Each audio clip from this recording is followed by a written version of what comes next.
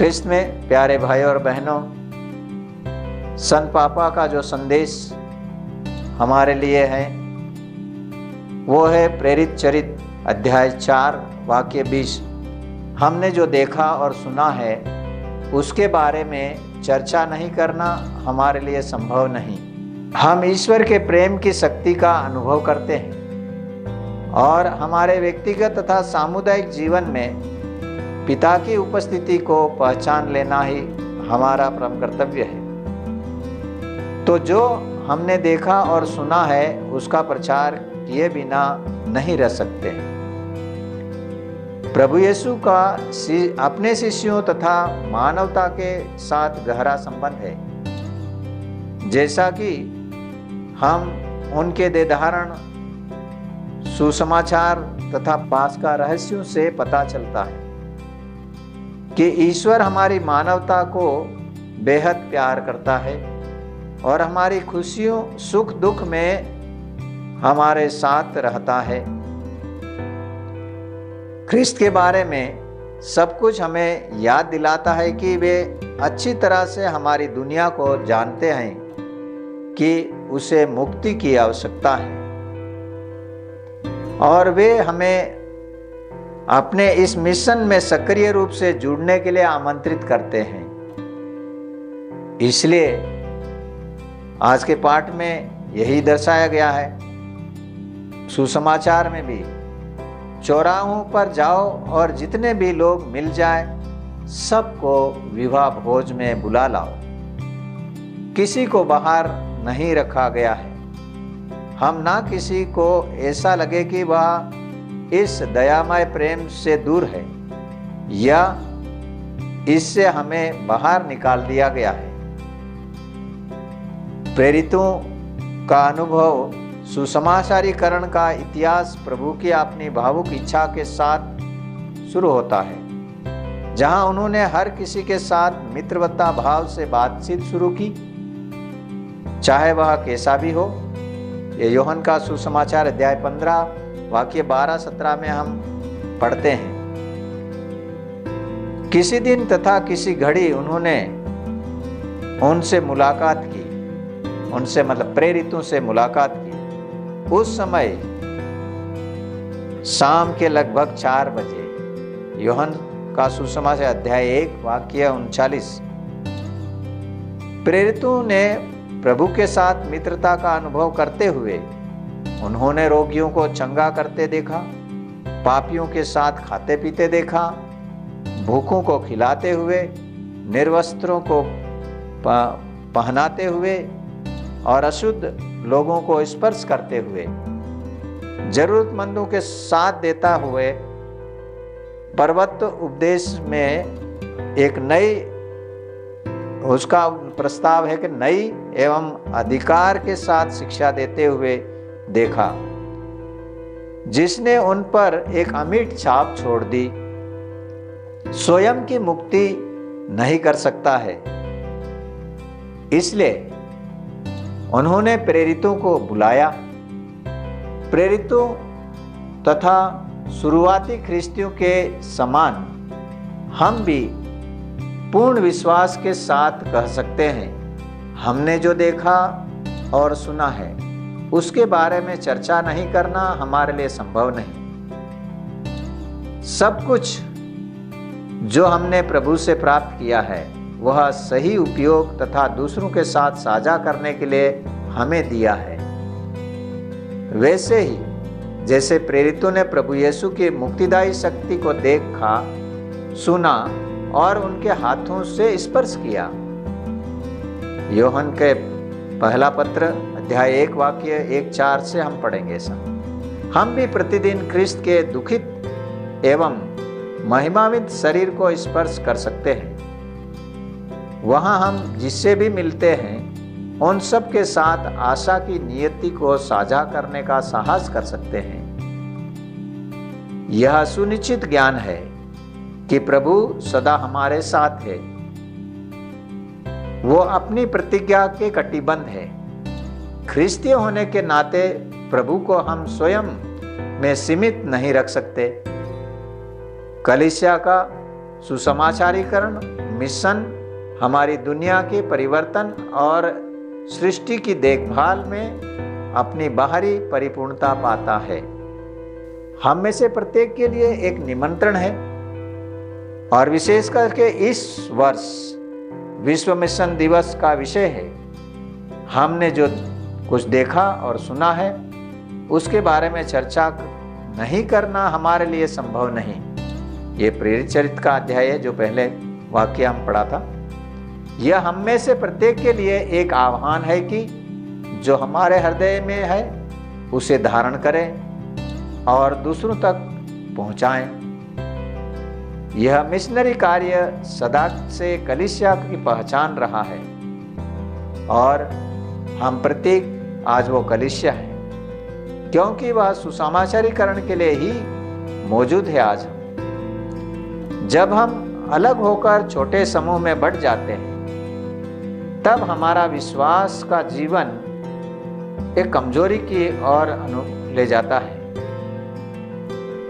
नबूवत जो नबियों की बातें हैं और नबूवत करने का हमें जो शिक्षा मिली है उसका हम साहस नहीं करते हैं जब हम दूसरों के बीच में पहुंच जाते हैं, तथा हमारा जीवन विवाद प्रद महसूस होता है। आज हमें फिर जगाने के लिए ही संत पापा ये संदेश हमें देते हैं। अपने स्वभाव से विश्वास का जीवन हर जगह हर किसी के गले लगने के लिए एक बढ़ती हुई भावना की मांग करता है। शुरुआती क्रिस्तीय एवं कुलीन समूह बनाने के प्रलोभन से दूर प्रभु के उनके नए जीवन का पेशकश से प्रेरित थे, ताकि वे राष्ट्रों के बीच बाहर जा सके और जो उन्होंने देखा और सुना है उसकी गवाही दी। खुशखबरी है कि ईश्वर का राज्य निकट है और इस ईश्वर के राज्य को प्रकट करना हम प्रत्येक बपतिस्मा प्राप्त ईसाइयों का कर्तव्य है। उन्होंने उदारता, कृतज्ञता तथा सहनशीलता के साथ ऐसा किया है जो इस ज्ञान के बीज बोते हैं कि दूसरों को उनके प्रयासों तथा बलिदान का फल मिलेगा। मुझे यह सोचना अच्छा लगता है जो सबसे कमजोर, सीमित तथा परेशान है वे भी अपने तरीके से मिशनरी हो सकते हैं, क्योंकि जो कमजोर और जो गरीब इस तरह का उनकी अच्छाई हमेशा साझा की जा सकती है। उनकी ईमानदारी, उनके भलाई तो दूसरों के प्रति सदा भूल नहीं सकते हैं। हम उन सभी पुरुष तथा महिलाओं को कृतज्ञता के साथ याद करें जो इस मिशन रविवार में बढ़ चढ़ करके भाग लेते हैं, जो अपने जीवन की गवाही से हमें सुसमाचार के उदाहरण तथा आनंदित करते हैं।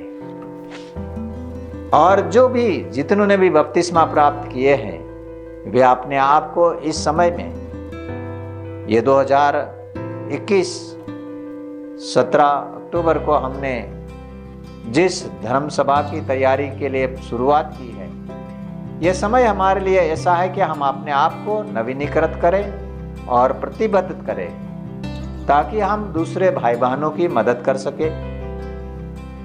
आइए हम विशेष रूप से उन सभी की याद करें जो घर परिवार को पीछे छोड़ते हुए उन सभी स्थानों तथा लोगों के लिए सुसमाचार सुनाने के लिए दृढ़ संकल्प के साथ निकल पड़े और जो इसके उद्धारक संदेश के लिए प्यासे, भूखे प्यासे उनके बीच जाने अनजाने में पहुंचे हैं। जब हम उनकी स्थितियों को अपने मन में लाते हैं, कितना कठिन समय था, जो भाषा नहीं जानते थे, जो रीति रिवाज नहीं जानते थे, फिर भी इन्होंने हमारे बीच आकर के प्रभु यीशु को प्रकट किया। और वही है जो मिशनरी गवाही, उसकी मिशनरी गवाही, उनकी मिशनरी गवाही पर हम मनन चिंतन करते हुए हम स्वयं साहसी होने के लिए प्रेरित होते हैं। और इसी तरह आज भी हमें जरूरत है फसल के स्वामी से विनती करने की कि फसल तो बहुत है पर मजदूर थोड़े हैं। अपनी फसल काटने के लिए मजदूरों को भेजे वे, हमारे बीच में बुलाहट को बढ़ावा मिले। ये संत लूकास का सुसमाचार अध्याय 10 वाक्य 2 पढ़े हम और उसको समझें, और इसी तरह से हमारे धर्म प्रांत के लिए विशेष प्रार्थना भी करें। और उसको सुनने पर हमें प्रेरणा मिलती है। हम जानते हैं कि मिशन के लिए बुलाहट कोई अतीत की बात नहीं है या प्राचीन काल की कोई रोमांचित करने वाली बची हुई गतिविधियां। आज भी प्रभु यीशु को ऐसे हृदयों की आवश्यकता है जो बुलाहट को एक सच्ची प्रेम कहानी के रूप में अनुभव करने के लिए सक्षम हो और उन्हें संदेशवाहक तथा करुणा के प्रतिनिधि के रूप में हमारी दुनिया की परिधि में जाने के लिए प्रेरित करती है। प्रभु यीशु द्वारा यह बुलाहट सभी को अलग अलग तरीकों से संबोधित की गई है। जहां हमारे बपतिस्मा संस्कार में हम पुरोहित, नबी और याजक नियुक्त किए गए हैं, हम अपने चारों ओर की परिधियों के बारे में सोच सकते हैं, चाहे वह अपने शहरों या गांव या परिवारों के बीच हो। प्रेम के प्रति सार्वभौमिक खुलेपन का एक आयाम है जो भौगोलिक नहीं बल्कि अस्तित्वगत है। हमेशा, लेकिन विशेष रूप से इस महामारी के समय में हमारे दृष्टिकोण को विस्तृत करने के लिए हमारी दैनिक क्षमता में वृद्धि करना बहुत महत्वपूर्ण है। दूसरों तक पहुंचने के लिए यद्यपि वे शारीरिक रूप से हमारे करीब है, फिर भी वे हमारी रुचि के घेरे में नहीं है। मिशन पर होने का तात्पर्य जैसा ख्रिस्त सोचते हैं वैसा हमें भी सोचने के लिए तैयार होना है। प्रभु के साथ हमें भी विश्वास करना है कि हमारे आसपास के लोग भी मेरे भाई बहन हैं। ये चीजें हमें याद दिलाती है जब हम किसी आवश्यकताओं के घेरे में आ जाते हैं जो हम स्वयं जानते हैं अपने आप हम उसकी पूर्ति नहीं कर पाते हैं। हमने भी प्रभु यीशु के साथ सुना तथा अनुभव किया है कि चीजें भिन्न हो सकती है। अब भी उसने भविष्य के समय का उद्घाटन किया है। हमें अपनी मानवता के अवसर भुला दिए जाने वाले आयाम को याद दिलाया, अर्थात हमें उस आपूर्ति के लिए बनाया गया है जो केवल प्यार में ही पाई जा सकती है और पड़ोसी प्रेम में निहित है। वो भविष्य जो विश्वास को जागृत तथा नई पहल को प्रेरित करता है और जो महिला एवं पुरुष के समुदायों को ठोस आकार देकर अपनी खुद की एवं दूसरों की कमजोरियों को स्वीकार करते हुए भाईचारा तथा सामाजिक मित्रता को बढ़ावा देते हैं। ये संत पापा के पत्र में लिखा हुआ है। कलीसियाई समुदाय अपने वैभव को दर्शाते हैं जब कभी यह आभार के साथ याद करता है कि प्रभु ने हमें पहले प्यार किया। प्रभु का ये हमारे प्रति जो प्रेम भरा लगाव है हमें आश्चर्यचकित कर देता है, और आश्चर्य स्वयं अपनी प्रवृत्ति में ना हो उसका कब्ज किया जा सकता है और उसे वहन किया जा सकता है। ये किसी के ऊपर थोपा नहीं जा सकता। ये आदान प्रदान के द्वारा चमत्कार उत्पन्न कर सकता है। दूसरों के जीवन में आनंद दे सकता है और खुशियों की बौछार भी कर सकता है। ये स्वयं उपहार की तरह खिलते हैं और ना ही मिशनरी उत्साह को तर्क या वितर्क के साथ गणना के परिणाम स्वरूप प्राप्त किया जा सकता है। मिशन की स्थिति में होना ही आभार का एक प्रतिबिंब है। फिर भी चीजें हमेशा आसान नहीं होती। पहली पीढ़ी के ख्रिस्तियों ने दुश्मनी तथा कठिनाइयों की परिस्थितियों में विश्वास का जीवन शुरू किया। आज की परिस्थिति भी उससे कम नहीं, पर ये एक अलग तरीके के हैं, जहां हम जानते हुए भी नहीं जानते हैं, सुनते हुए भी नहीं सुन सकते हैं और समझते हुए नहीं समझते हैं। ऐसी परिस्थितियों में हमारा विरोध किया जाता है। हमें इससे होशियार रहना है कि आंतरिक एवं बाहरी संघर्षों के साथ संयुक्त अनुभव जो विरोधाभास अथवा नकारने वाले लगते थे, उन्हें उन्होंने देखा और सुना था। हम भी आज उन कठिनाइयों तथा बाधाओं द्वारा उनका सामना करने के लिए पीछे नहीं हटें, अपने में ही सीमित ना रखें, बल्कि अपने अनुभव, अपने कार्यों की चर्चा करें,